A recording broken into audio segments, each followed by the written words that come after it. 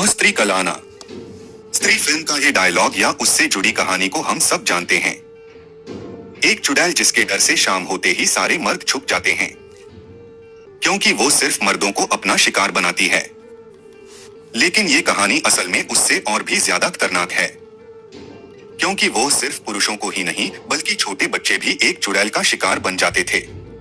लेकिन ये इकलौती कहानी नहीं है। भारत के कोने कोने में ऐसी दिल दहला देने वाली घटनाएं, कई ऐसी डरावनी कहानियां छुपी हैं।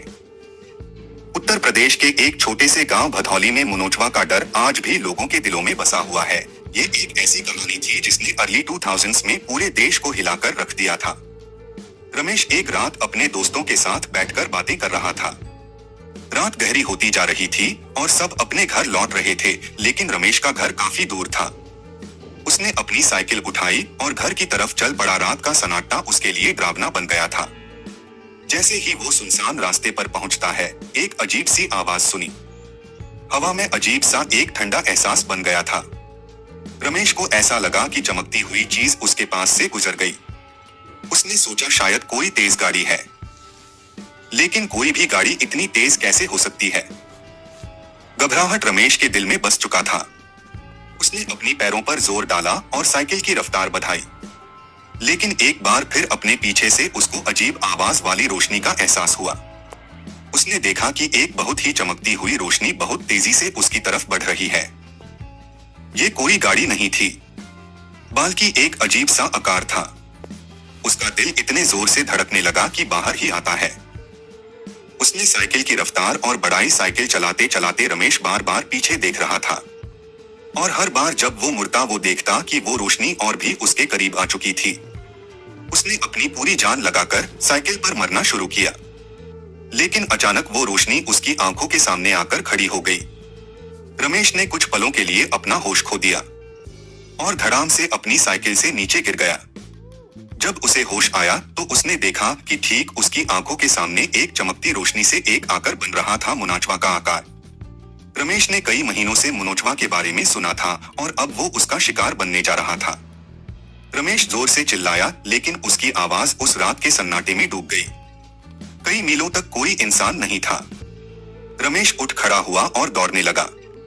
उसकी सांसें तेज हो रही थी। वो ये भी नहीं जानता था कि वो कहाँ जा रहा है। बस बिना सोचे अपनी सारी जान लगाकर भाग रहा था।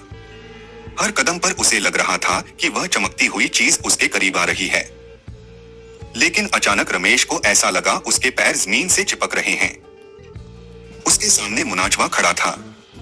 एक झुलसा हुआ बदसूरत सा चेहरा, घनी मूंछ, लाल आंखें, सड़े हुए दांत और लंबे खुरचे हुए नाखून। ऐसा एक प्राणी। वो इंसान जैसा दिख रहा था, लेकिन किसी कीड़े जैसे पंख थे उसके, जिससे वो हवा में मंडरा रहा था।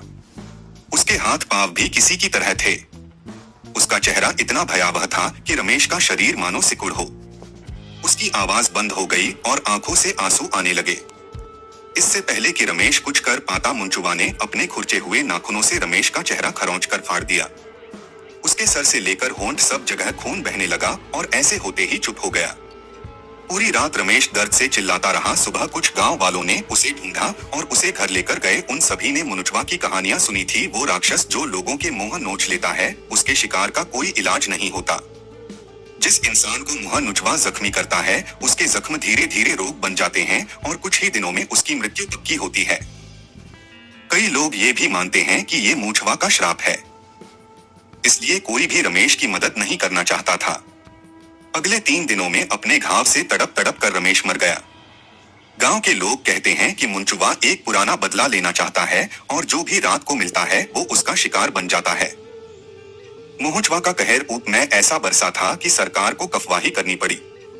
काफी गहरी जांच चली। कुछ लोग कहते थे कि वो एक आत्मा है, कुछ कहते थे कि कोई पागल है, कुछ कहते थे एलियन है, तो कुछ ये भी कहते थे कि ये सिर्फ एक शर्त है।